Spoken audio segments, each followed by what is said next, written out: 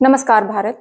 Train में बनी यह वीडियो एक युवक की है जिसमें एजुकेशन सिस्टम के बारे में उसने बात की है और एजुकेशन सिस्टम की पोल खोल दी है। आइए देखते हैं क्या है पूरा मामला। आखिर उस बच्चे की गलती क्या होती है जो एक गरीब घर में पैदा होता है। शिक्षा के सामने एक पैसे की दीवार खड़ी है। जो जितना अधिक पैसा शिक्षा पे खर्च कर सकता है वो उतनी बेहतर शिक्षा पा सकता है। अगर एक देश एक है, लोकतांत्रिक देश है, तो शिक्षा भी सबको एक समान रूप से तो मिलनी ही चाहिए।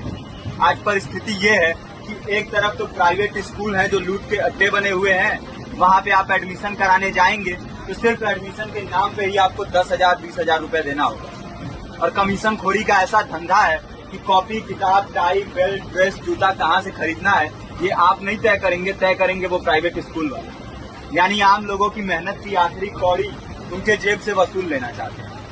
और दूसरी तरफ सरकारी स्कूलों में न तो पर्याप्त टीचर है न पर्याप्त बिल्डिंगें। 2019 का ही ये पुराना आंकड़ा है कि हर 100 में से 52 स्कूलों में या तो एक टीचर है या 2 टीचर हैं। और उन्हीं टीचरों के ऊपर जिम्मेदारी थोप दी जाती है कि जनगणना करो, मतगणना करो, पशुगणना करो, तमाम काम करवाए जाते हैं। और 19 के बाद से तब से कितने टीचर रिटायर हुए होंगे और 18 के बाद से कोई टीचर की वैकेंसी भी नहीं है।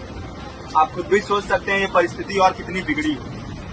इसीलिए हम लोग ये मांग उठा रहे हैं, चाहे कोई राष्ट्रपति का बच्चा हो या किसी मजदूर का, सबको शिक्षा एक समान मिलनी चाहिए और निःशुल्क रूप से मिलनी चाहिए। प्रेमचंद ने अपने दौर में भी कहा था कि एक सभ्य समाज में ऊंची से ऊंची तालीम मुफ्त होनी चाहिए और इसका पूरा खर्च गवर्नमेंट को उठाना चाहिए, क्योंकि हमारे देश को फौज से ज्यादा आवश्यकता तालीम की। और शिक्षा से जुड़ता हुआ ही दूसरा मुद्दा हम लोग उठा रहे हैं।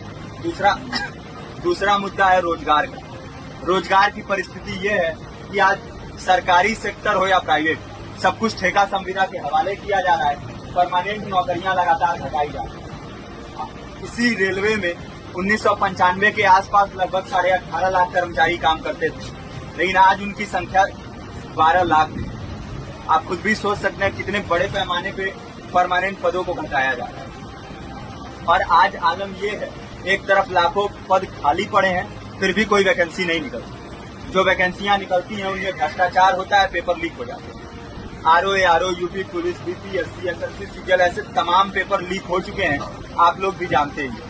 अभी नीट की धांधली में ये पता चला कि एक एक पेपर 30 लाख से 50-50 लाख रुपए में जाता है। हम और आप तो ये पैसा नहीं दे सकते। पूरी की पूरी कारस्तानी सरकार, प्रशासन, शिक्षा माफियाओं की होती है। और भुगतता कौन है? आम घरों के लोग, जो लोग सालों साल तैयारी करते हैं, दिन भर में 10-10 घंटे, 12-12 घंटे पढ़ते हैं। और इतनी कड़ी मेहनत के बाद, सालों साल की मेहनत के बाद उनके हाथ लगती है तो सिर्फ हताशा, निराशा, अवसाद। बहुत से छात्र नौजवान जो इस बेबसी में, इस डिप्रेशन में नहीं जी पाते, आत्महत्या तक के कदम उठा लेते हैं। लेकिन ये देश की विडंबना है कि टीवी चैनल, अखबार, मीडिया, नेता, मंत्रियों के लिए कहीं ये कोई मुद्दा नहीं है। उनके लिए मुद्दे हैं तो जाति, धर्म, रंग, नस्ल, अगड़ा पिछड़ा। आज जब पूरी परिस्थिति इतनी भयावह है तो ये जरूरी है कि लोगों के बीच में जाया जाए, लोगों को संगठित किया जाए और एकजुट किया जाए। क्योंकि आज अगर अपने मुद्दों पर बोलेंगे नहीं तो कल को ये परिस्थिति और बिगड़ेगी।